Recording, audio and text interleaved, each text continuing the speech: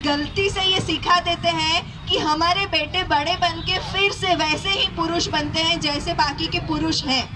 और हमारी बेटियां बड़ी बन के ऐसी ही औरतें बनती हैं जैसी हम सब औरतें हैं। तो वो गैर बराबरी का दौर चलता ही रहता है, चलता ही रहता है, चलता ही रहता है। अगर एक मर्द दारू पी के जब उसके घर पे आता है, उस महिला को कितनी मारझूट करता है, पैसा नहीं देता, बच्चों की फी नहीं भरनी, अगर किराए का घर है तो उस घर का किराया नहीं देने में आता,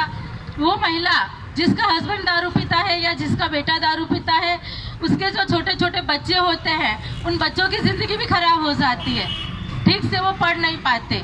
अगर एक मर्द को शिक्षित किया जाता है तो सिर्फ उस मर्द ही शिक्षित होता है,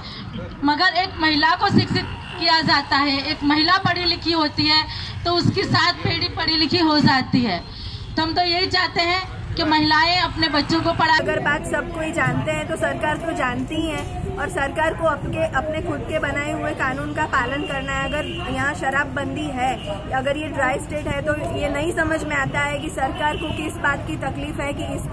इसका कड़क रूप से अमल हो।